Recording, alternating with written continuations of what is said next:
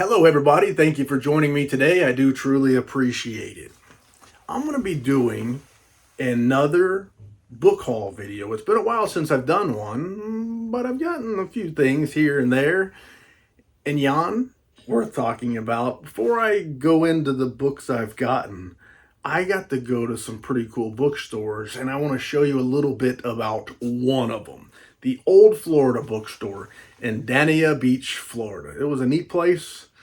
Probably the neatest looking bookstore, once you get inside of it, that I've been to in the great state of Florida. So let me show you a little bit about what that thing looks like here before I move on. Hello, I'm here at the old Florida Bookshop in Dania Beach, Florida, and I'm on my way to Miami for work, wearing my fashionably yellow outfit here. But I did a Google search one time on the best bookstores in Florida, and this one was in the top 20 and popped up an awful lot. So here I am to go take a look and see not only how great it is, but if there's anything in here that I can find that I need for my collection. Right out front here we got some discounts and a big fancy bookshelves that would go great inside.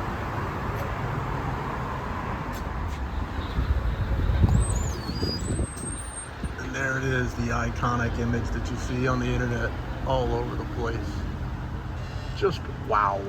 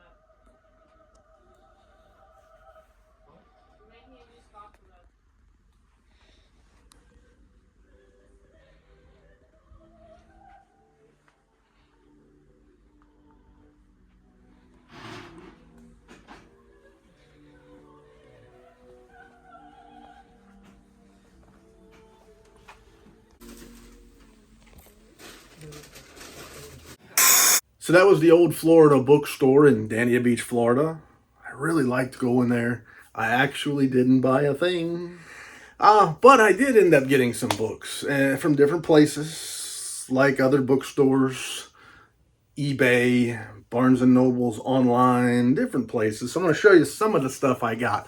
The first ones I got were just books that I need to read. So it wasn't anything to put on the shelf, but some books I picked up at stores and other places that I wanted to read. And this one right here is called Fer-de-Lance. It's a Nero Wolf mystery by Rex Stout. I bought this one on eBay, very, very low price, cheap, but I bought it to read. I like detective stories. I like noir. And multiple people have told me that I need to read Nero Wolf. So this is the very first book in the series. It is Fer-de-Lance, and it is nothing really to show as far as a neat book goes, but I do find it interesting. It says here, as any herpetologist will tell you, the Fer-de-Lance is among the most dreaded snakes known to man. When someone makes a present of one to Nero Wolf, Archie Goodwin knows he's getting dreadfully close to solving the devilishly clever murders of an immigrant and a college president. As for Wolf, he's playing snake charmer in a case with more twists than an anaconda. Whistling a seductive tune, he hopes to catch a killer who's still got poison in his heart.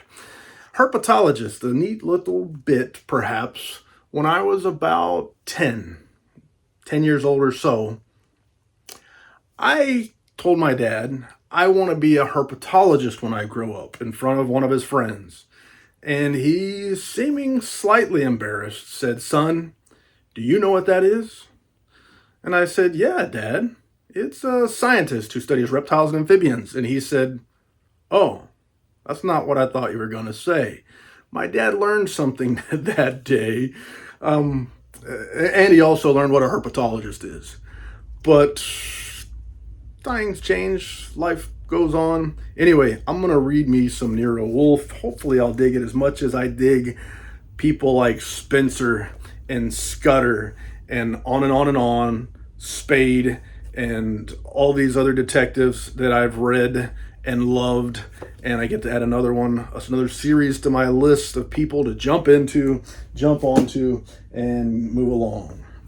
Another one that I picked up just to read, I've got actually a pretty cool version, a signed limited edition version of this book, but that is Ray Bradbury's The Illustrated Man.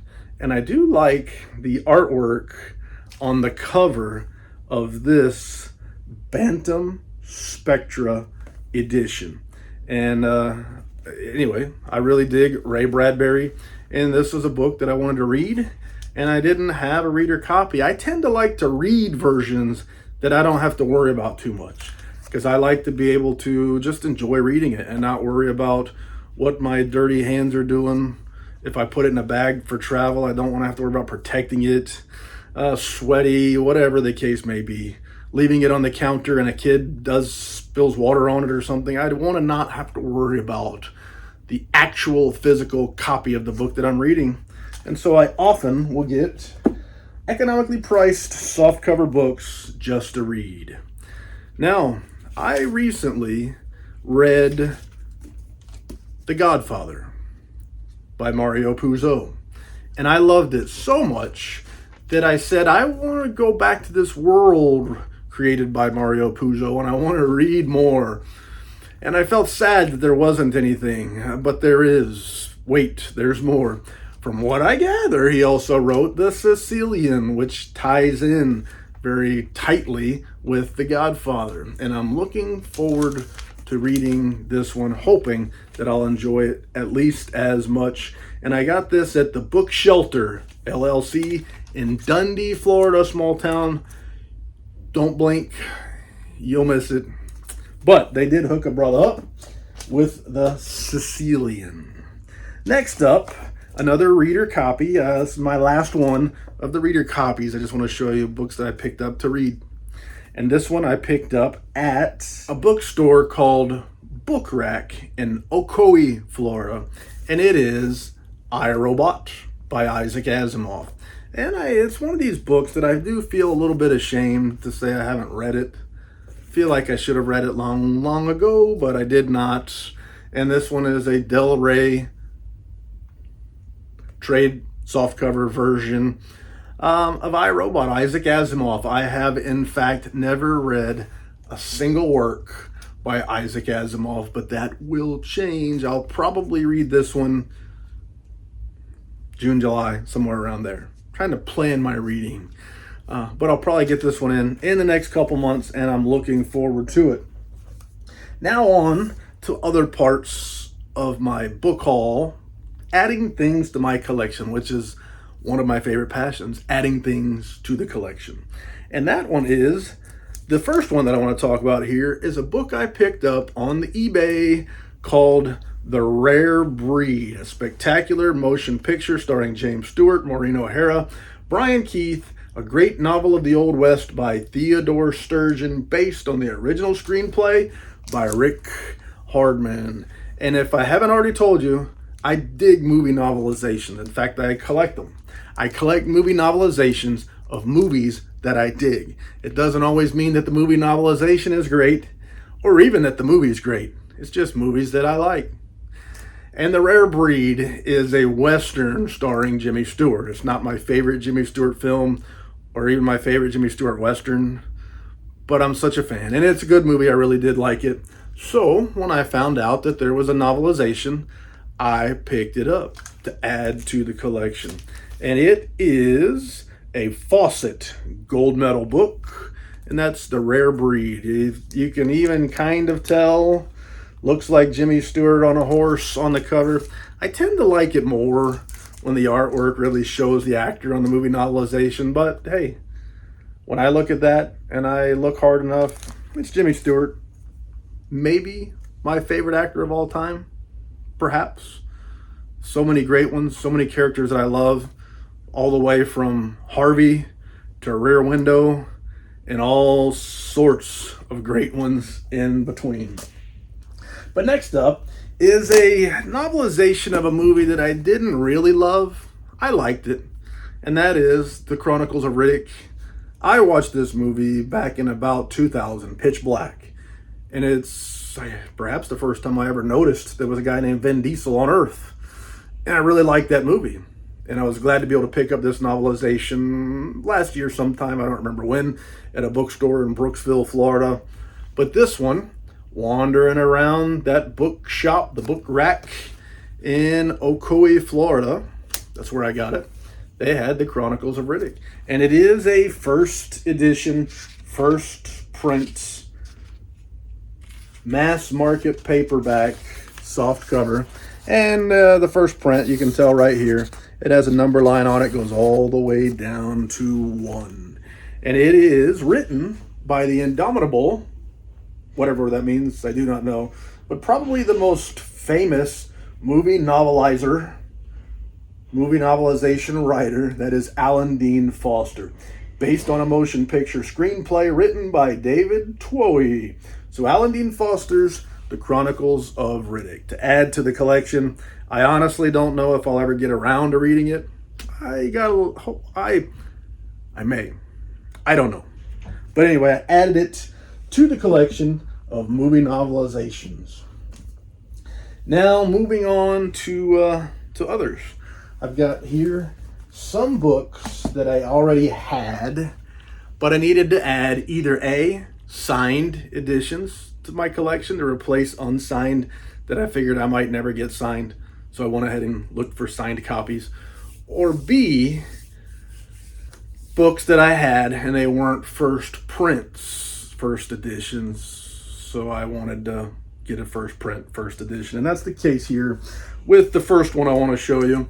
That is Murder as a Fine Art by David Moreau. Now, I did a book review on this book, and I really loved it. It's a Thomas De Quincey, sort of a detective novel, and it's written in old London, and man, it was good. I think if somebody asked me, I like Sherlock Holmes, and they asked me, I want to read something along the lines of a Sherlock Holmes, this is it. This is it. But the Thomas De Quincey series by David Moreau is fabulous. Well, at least the first book is. I haven't read book 2 or 3 yet, so I'm speaking out of turn, but the first book was wonderful. I did truly love it. And I had a signed copy. I don't even remember where I got it, but it was a second, maybe a third printing. So this one right here, signed by author David Moreau, and it is actually a first edition, first print hardcover. Again, there is the number line. So collecting can be a very strange thing. You might say, why does it matter? And I say, I don't know. I just know that when I have this book on my shelf, I want to know that it's a signed first edition, first print hardcover copy from Mulholland Books. And it is. So this goes back, replaces one that was a second or third printing, and voila, I'm a little bit more satisfied with my book collection at this time. The next one up, another one of my very favorite authors who ever lived, that is F. Paul Wilson, and one of my favorite book characters ever written is Repairman Jack. And this is the penultimate book in the Repairman Jack series. The last one is called Night World, and this one is The Dark at the End. I had a first edition, first print copy that I bought at an airport of this when it was brand new. I was going on a flight somewhere, and they had this there. I bought it to read on the flight. By the time I'd gotten back home, the book was read, and I was ready to read Night World again. The book, Night World is the last in the series, but it was written in '92. So it's weird. We'll get into that some other time. But anyway, I had this edition, this book, first edition, first print that I bought at the library. Again, first edition, first print there. And I had never gotten it signed by F. Paul Wilson. I've met him a few times, but thinking, I may never get a chance to see the guy again. I've got books I want to get signed, I want to have signed, I want this whole set to be signed in my collection. And this was one of maybe 2 or 3 trade hardcovers that I had that were not signed. So I just made a list, started looking, and I got picked up a signed copy of The Dark at the End. But I do strongly recommend F. Paul Wilson's Repairman Jack series. I would recommend it to anyone, but I really like it. He's what would be described as an urban mercenary, perhaps. It's got detective elements, some stuff maybe reminiscent of Spencer or books along those lines. But Repairman Jack is essentially a guy who's lived his life off the grid, you might say, in New York City, which seems tough, maybe even impossible today. But the series started in 1984 with The Tomb, one of my 2 favorite books ever written, maybe my favorite book ever written. It's hard. I kind of bounce back and forth between Alas Babylon by Pat Frank and The Tomb by F. Paul Wilson. But it's a series, and he's a guy that has a strict moral code. And he does things for people for money, essentially solving problems for people for pay that the people either A, can't go to the cops to solve, or B, they did and the cops can't solve them. He's very selective on the types of jobs he does and the types of people that he works for and stuff like that. A moral code, like I said. And they involve supernatural stuff. So it's not just straight detective, urban mercenary things. There's horror elements. There is science fiction elements and things like that in a much, much bigger picture in this story, which ends in a book called Night World. But I strongly recommend it. Recommend you check it out. F. Paul Wilson's a great fellow, great author, a very efficient author. That's what I like. He's not wasting time. He's getting to the point. And that's what I really like there. Another series that I collect, and another author that I truly dig, Joe R. Lansdale, has a series called Hap and Leonard. Hap Collins, Leonard Pine. You may have seen a TV show, 3 seasons of a show based on 3 of the books in this series. And I have all of them in trade editions, trade hardcover editions, and limited editions of some of them that had limited editions made for them. But 2 of my trade hardcover editions were never signed. And as I told you, signed is better. Honky Tonk Samurai was one of the Hap and Leonard books that I needed to get a signed copy of. And on eBay, I was able to come across one. This one signed February the 15th, 2016 by Joe R. Lansdale. And if you're a Joe R. Lansdale collector and you like signed books, I'm just going to tell you now, there's a variety of Joe R. Lansdale signatures. I've got so many, and practically none of the same. There are some that you can almost read every letter, and then there are some that look like scribbles. The way it is. The guy signs in a variety of ways, and there is first edition, first print copy right there. But Joe R. Lansdale, one of my favorite authors, a fun author, a guy that, yeah, it's fun. It's like he's not taking it too seriously. Even his more serious books tend to have a little bit of fun built in. Even if it's just the language that he uses, the similes that he throws in, there's always a little bit of fun, even in the most serious of novels from him. 2 more here. These both came from Barnes & Noble online. Now, if you didn't know, sometimes Barnes & Noble will sell signed first edition, first print copies of books. A lot of times, pre-orders, and that's how I got this one. This one I pre-ordered. It is the 3rd book in the Indian Lake trilogy by Stephen Graham Jones, and it is The Angel of Indian Lake, starring Jade, Jennifer, and her friend Letha, and their adventures. It's a series that it's actually a slasher series, slasher heavy, movie theme heavy slasher book. But they kind of twist it. So it's not Jason Voorhees, it's not Michael Myers, it's something different. But a very good series. I read My Heart is a Chainsaw and loved it. And I read Don't Fear the Reaper, which is the 2nd book in the series, and I loved it. And now I've got The Angel of Indian Lake to read. And like I said, I ordered this. It is a Saga Press first edition, first print hardcover.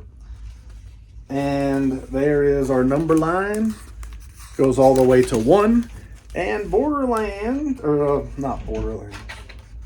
What am I talking about? Barnes and Noble sold this book with a signature page included. And I just have to find the signature page that's sticking, or somehow my fingers aren't able to separate it. But it is actually not signed on a signature page. It is signed on a signature page. There you go. I was right the first time, wrong the second time. So two wrongs don't make a right. Being right and wrong don't make a right either. But it is signed by Stephen Graham Jones, has been specially bound by the publisher, The Angel of Indian Lake. I think Barnes & Noble still has copies available online and perhaps in the store that have been signed by Stephen Graham Jones. And the last one for this book haul video is another one that came in the mailbox today, from Barnes & Noble. And they shipped it in a box, but inside it's kind of banging around, and I don't like that. I hate it when my stuff gets messed up in the mail. I prefer it strongly when people cushion and pad and protect these things so that my stuff comes in tip-top condition, tip-top shape. But I'm just gonna have to go savage on it, tear into this box, because it ain't working when I'm being gentle. The tear off things just ain't tearing off. So we might be here a while, folks, unless I can learn how to open up a box with a book. But I figured it out, ripped open the end, and what I worry about is this: no cushion and some room to move. But this is a book, and it's called Home is Where the Bodies Are, by Jeneva Rose, from New York Times best-selling author, and an author I've never read. I quite frankly ordered this book because this edition looks so good, and the book sounds good. Now I had it recommended to me, a great new book from a great author that I've never read, and when I looked it up online, I saw that Barnes & Noble's edition comes with this type of slipcase, like the boxes that VHS tape came in, and the book itself looks like a VHS tape. So man, it looks so cool. The book was highly recommended, and so far, being a new book, it seems to be getting good reviews. So this is a signed Barnes & Noble exclusive. Supposedly Barnes & Noble's edition is the only one that comes with this exclusive. It says right there, Barnes & Noble exclusive edition slipcase. And it looks cool, and I'm glad to have it. I'll show you the signature in just a moment. But most home movies show happy family memories, but this one reveals a deadly secret. After their mother passes, 3 estranged siblings reunite to sort out her estate. Beth, the oldest, never left home. She stayed with her mom, caring for her until the very end. Nicole, the middle child, has been kept at arm's length due to her ongoing battle with a serious drug addiction. Michael, the youngest, lives out of state and hasn't been back to their small Wisconsin town since their father ran out on them 7 years ago. ... Lots and lots of stuff. But when they go to the house, they find something, a home movie that is very, very disturbing, and they have to try to figure out what the happened. But I'm looking forward to it. I'm excited about it, and I'm hoping that not only will I add this cool book to my shelf, but I'll actually keep it, because when I read it, I dig it. I like trying out new authors, and this one just checked so many boxes, especially in terms of how does it look, that I couldn't resist. And it is signed on a special signature page. It says signed limited edition right there on the back of the book. It's got no dust jacket, so it's what I would have called a library bound book. It just looks cool. It says limited edition, and it is signed. The edition's not numbered, and I don't know how many copies that there actually were that were available signed. I don't think there are any types of interior illustrations in there like one might expect from typical limited editions. The pages are kind of creamy in color, which is the way I prefer it. The font is rather small, and the end papers are just plain. The binding is, let's see, it is a sewn binding, and it was maybe $26 plus shipping and handling, something along those lines. So I'm pleased. For the price of a typical trade hardcover book, I get one signed on a signature page that looks great and comes with a very economically priced and produced slipcase, much like the boxes in old VHS tape. For those of you who weren't around when we watched movies on tapes, we didn't call them VHS, although that's what it actually was. You just called them movies or tapes. You'd go rent a tape. It wasn't a VHS store, it was a video. So you might watch a video. Nowadays, you talk about it, you gotta make sure you're talking about a VHS. They had beta also. When you go to a video rental store, at one point, you'd have one little small section of beta, and the rest of the whole video store would be VHS. So really nobody that I knew watched beta. When you watched a video, it was VHS. So we called them videos, movies, tapes, whatever. Anyway, they sucked. It didn't take long before you're having to clean the heads on your VCR, and it didn't take too many plays on a tape before it would start getting weird lines. Audio would get messed up and things like that. But it was a whole new world. Before that, you had to watch movies. You watched whatever the network wanted you to watch. Whatever they happened to put on at that time, you watched it. These things open up a world. You could now, as long as you had it, the video, you could watch a movie whenever you wanted. You could record shows on TV and watch them over and over again. It was a whole new world. One that today seems ordinary, but at the time it was magical. And so I dig it. I grew up in the 80s. I dig it. All this kind of stuff to me is very, very cool.